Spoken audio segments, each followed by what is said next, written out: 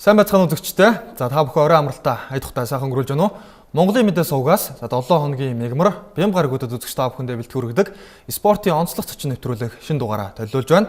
За энэ удаагийн спортын онцлог зочин нэвтрүүлэгт маань ширээний теннисний спортын олон улсын хэмжээний мастер Логсрон хүрэлцэн ирсэн байна. За танд энэ өдрийн мэндийг хүргэе. Баярлалаа. Та бүхэн ч гэсэн мөн одоо телевиз үзэж байгаа үзэгч та бүхэндээ энэ өдрийн мэндийг хүргэе. Ширээний теннисний улсын аварга шалгаруулах тэмцээнд 2017 оны улсын аварга шалгаруулах тэмцээнд төрүүллээ. 4 дахь удаага улсын аварга боллоо. Хамгийн түрүүнд одоо энэ баярын сэтгэлдээс чинь сонсё гэж бодож байна. За маш их баярлалаа. Энэ жилийн улсын аварга маш олон онцлогтой боллоо. За нэгдүгээрт 14 жилийн дараа хөдөө орон нутагт зохион байгуулагдлаа. За хоёрдугаар гэх юм бол өмнө нь одоо оролцож ирсэн тамирчид маань 100 гаруй тамирчид оролцдог байсан бол одоо 150 гаруй тамирчид маань оролцлоо. Тэгээ тэмцээн бол маш өрсөлдөөнтэй боллоо. За 3 дугаар гэх юм бол шин залуу тамирчид маань төрөн гарч байна. Маш олон залуу тамирчид хүч төрөн орж ирж байна. Тэгээ миний хувьд бол 2005 онд анх одоо улсын аварга гэдэг эрхэм цолыг авснаас хойш одоо 4 дахь төрүүгээ энэ жилд хүртлээ. Тэгээд маш их баяртай байна. 2005 онд хэдэн наснд анх улсын аварга болж байна? 2005 онд 17 наснда 10 дугаар анги байхдаа улсын аварга авч илаа. Тэгээд тухайн үед тойроор тоглолдог байсан. Тэгээд гал удрах багштай хожигдоод бусад одоо өрсөлдөгчтэй бол хожиж аварга болж исэн. Хэдэн жил хичээлсэн хөгтөөсөн бай тэр одоо 17 наснда? За би анх 1999 онд буюу 11 наснда ширээний теннис тоглож эхэлсэн. Тэгээд 6 жил тоглоод 6 жилийн дараа анхны аварга болсон баг. Хоёр дахь түрүүгээ хэдэн онд авав? Одоо 2005 онд улсын аварга төрүүлээд дараагийнх нь түрүү хэдэн жилийн дараа авчихсан бай? 2005 онд анх аварга авсны дараа хятад руу би оюутан болоод сурахаар явсан л та. Тэгээд хэсэг хугацаанд завсарласны дараагаар 2011 онд Монголд эргэж ирээд тэгээд 2013 онд хоёр дахь одоо түрүүг авч ирсэн. За 3 дахь түрүү маань бол 2015 онд аваад за одоо 2017 онд одоо 4 дахь түрүүг авч байна. Ингээд бодоход бол 2005, 13, 15, 17 гэхээр дандаа сонгоо тоотоо жилүүдэд л аварга аваад байгаа шиг байгаа. Тэгээ бас нэг өөрөө солгоо багш бас тоглолт. Тий би солгоогоор тоглолдог. Тэгээ анзаараад харахад бол тийм байна. Тэгээд бас тэгш тоотой жилд бас төрүүлэх юмсан гэж бас дотор бас битүүхэн бас бодож байгаа тийм. Би яриа сайн бодож илаа л да. 2005 онд анхны улсын аварга болчоод одоо 2017 хүртэл 12 жилийн хугацаанд 4 төрүүлсэн гэхээр одоо бас дундаа их завсарцсан юм байна гэж бодсон. Гадагшаа сураад ингэсэн байна тийм. Учир шалтгаан нь тий 2006-аас 2010 он хүртэл тэнд хичээлж ирсэн үү? Тоглож ирсэн үү? За баг үгүй дээ. Яа. Тий тэнд хичээлж байгаагүй. Тэгээ 2011 онд Монголд ирээд тэгээ дахиад одоо теннис тоглож эхэлсэн. Тий. Би улсын аварга шалгаруулах тэмцээнд хамгийн нийтлэн 5 төрүүлсэн гэж сонсд юм лээ. 4 төрүүлсэн тамирч одоо өөртөө ч нэлээ ингээ 4 болж байгаа шүү дээ. 5 төрүүлсэн одоо манаас нэгэн цагийн шилдэг тамирч одоо болсон юм бол тий 5 төрүүлж ирсэн. Энэ амжилтыг одоо бас эвдэх боломж одоо хоёрхан төрөө авахд л гарах гэдэг шүү дээ. Энэ талаараас өөр ямар бодолтой байгаа?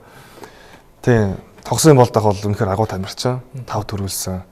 Тэгээд дөрөвдөгөө би энэ жил төрөө авахд олон хүмүүс зал хавга болоогүй шүү те. Нас байна. Одоо чадвар байна. Дахиад нэг одоо хоёр төрүүлж одоо болд аврагынхаа одоо тий амжилтыг давтаарай гэж олон хүмүүс хэлж байгаа. Гэхдээ 5 төрүүлнэ гэдэг бол маш хэцүү. Тэгэхээр хичээн гэж би бол бодож байгаа. 4 төрүүлсэн хүн бол одоо Монголд бол одоо дөрөвдөх нь бол бий болж байгаа юм байлээ. Хамгийн ихнийх нь Цэдэн Балжир буюу Гэмбэ огш маань, за 2 дугаарт Нэргүү огш маань, 3 дугаарт одоо манай нэг үеийн тамирчин Алтан тулга найз маань 4 төрүүлсэн. Тэгээ дөрөвдөх нэр нь одоо би орж байгаа юм байлээ.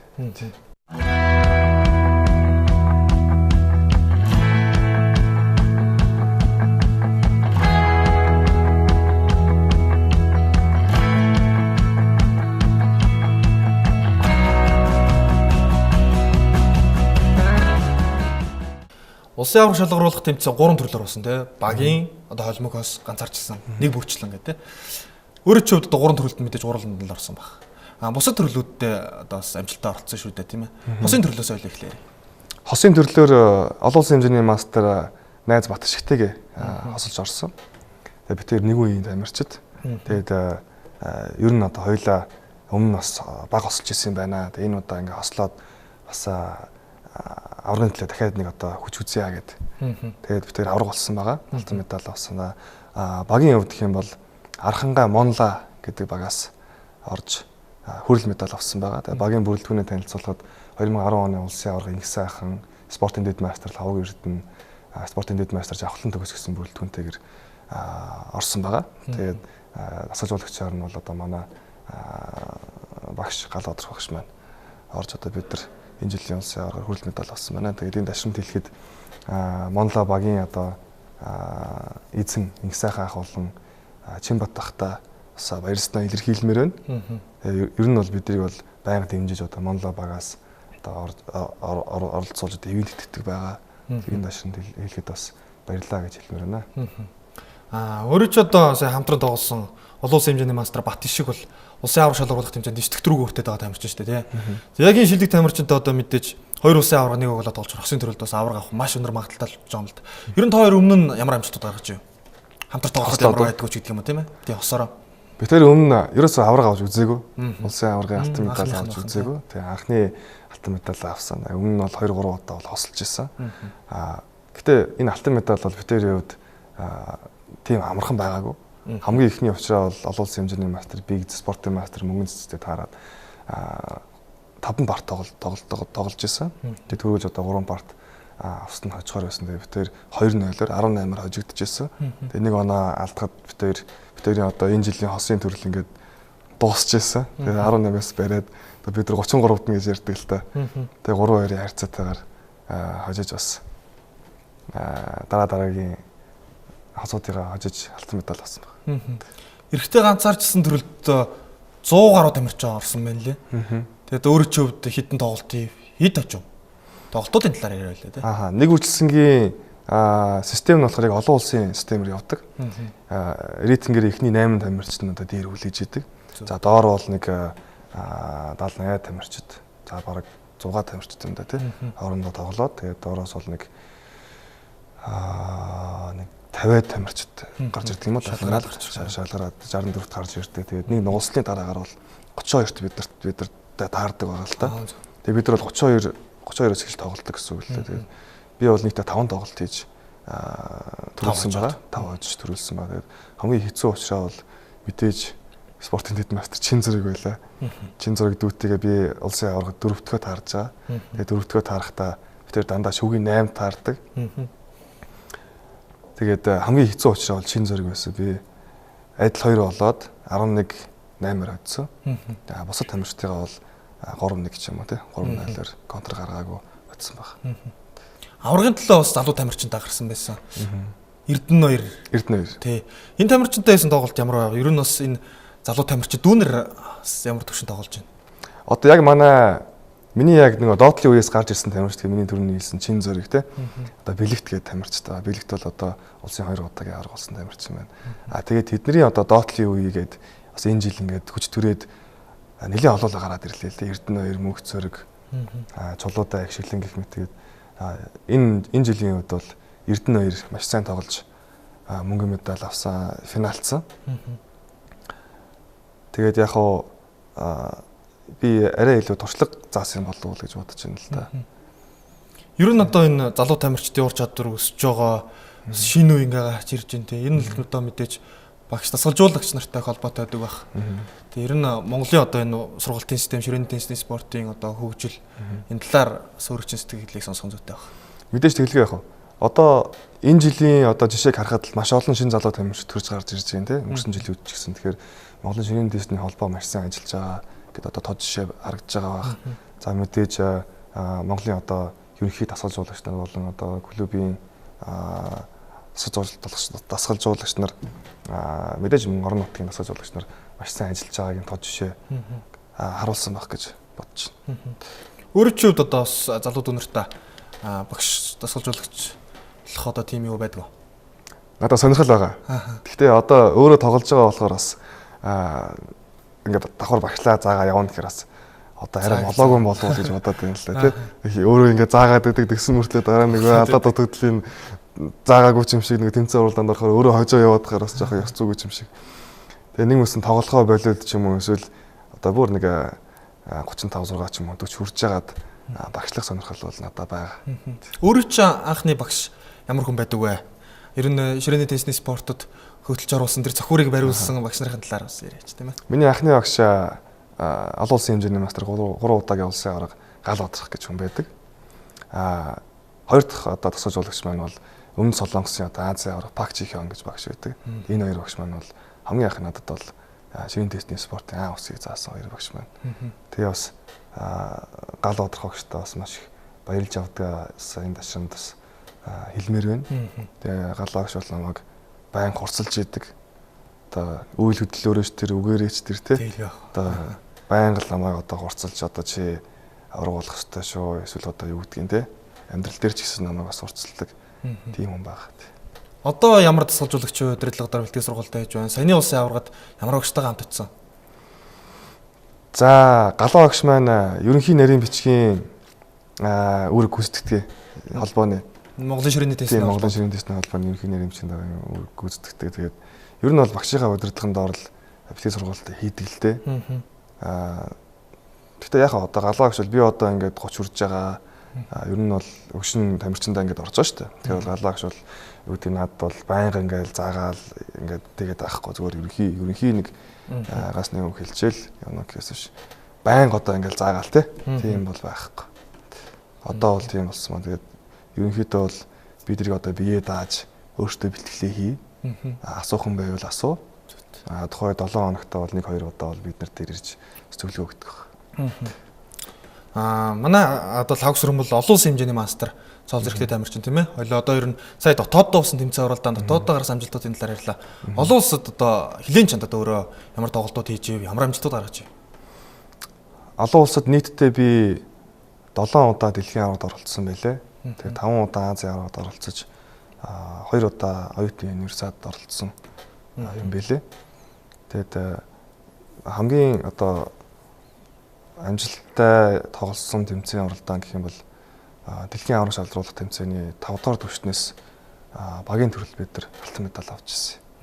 Тэгээд тэр бол бидний хувьд бол маш том амжилттай. Ер нь бол 2012 оны дэлхийн аваргад бол анхных тийм тий Монгол баг тамирчид ер нь анхны тий Монгол баг тамирчид анх удаа одоо дэлхийн аваргаас алтан медаль авч ирсэн. Тэгээд тэр чинь 5 төвшөнтэй. Тэгээ Сүмгор бол бид одоо жүүрөө зантанд алтан медаль авч байгаа юм л. Зэрэглэлийн дэлхийн аварга гэсэн үг. Тий одоо A B C D E зэрэглэлийн одоо 5 дугаар төвшний зэрэглэлийн дэлхийн аварга гэсэн үг л тий. Өөр бусад одоо тэмцээнүүдийн талаар Азийн аваргад одоо чинь ямар байдгүй. Жишээ нь одоо бүс нутагт бол одоо ингээд манай Аз төв бол хамгийн шилдэг ширээний теннисчтэй шүү дээ. Олимпийн аварга, дэлхийн аваргууд дандаа Аз тамирчид хятад Япон, Солонгос гэдэг юм уу те. Ер нь тэгэхээр очтод одоо Азиасаа гарна гэдэг чи одоо дэлхийн аварга, Олимпиос дутгааргүй юм чансаатай өрсөлдөөнтэй тэмцээн болдог. Азийн аваргад Азийн аварга хэцүү шүү дээ. Дэлхийн аваргад оролцоос хэцүү. Яагаад тэгэхээр түрүү өөрөө хэлж जैन те. Тийм маш одоо мундаг тамирчид нь байдаг. Тэгээ бид нар яг олон улсын хэмжээний мастер Биг Захвтер одоо энэ Олимпийн 2 аварга, дэлхийн аварга Жанжик Малан хоёртой таарад нэг парт авч ирсэн. Тий. Тэр ч бас нэгтгэрээ. Тэгээд яг нөө 5 парт тоглолдог. Тэгээд эхний парт нь битээр 11-8-аар хожигдоод дараагийн парт нь битээр 18-аас бариад 12-10-аар хожичихгүй юу. Тэгээд тэгсэн тэр зааланд байсан нөгөө хүмүүс чинь бидрийг хожигдно л нөгөө нэхэн болохгүй л гэж бодож байгаа шүү. Тэгээд хожоод ирсэн чинь заалаараа орлоод босоод алгад ашаад шүүгчнэр нь хүртэл бараг нөгөө манай талд орчих гээл тэ. Тэгээ нөгөө мундаг лигүүлээ дасгалжуулагч нь нөгөө тайм нөгөө цаг нь дуустал нөгөө зөвлөгөө өгөөд идэг. Нөгөө шүүгч нь болохоор за одоо ингээд цаг дууссан шүү зөвлөгөө өгөх цаг дууссан шүү гэд хэлээд идэг. Тэр хүртэл нь лигүүлээ тэр хоёрт зөвлөгөө өгсөн. Тэгээд нэг инээдтэй юм ихэд битээр тэр хоёр мундаг тамирчдаас нэг парт авчаад өөрсдөө итгэхгүй ингээ инээгээд галаагч тэр авчихгүй юу. Хөө ямар сони юм нэг парт авчлаа шүү дээ галаагч тэр авцгаа галаагч. Юу яриад байгаа юм та нар хожиж шүү дээ. Гэж бидэрт бас ингэж урам өгчээсэн тийм. Жанжик Малон хоёр ч одоо юу вэ тий? Одоо Олимп дэлхийн одоо олон удаагийн аваргууд шүү дээ. Тий одоо Олимп дэлхийн Ази одоо бүх одоо мундаг тэмцээнүүдийг тэмцээнүүдэд төрүүлж исэн хоёр мундаг тамирчнаас бас нэг парт авна гэдэг бол одоо бидний хувьд бол нэр төр хэрэг. Тэгээд багц болов бас Монгол улсын нэрийг гаргасан болов гэж боддог шүү дээ.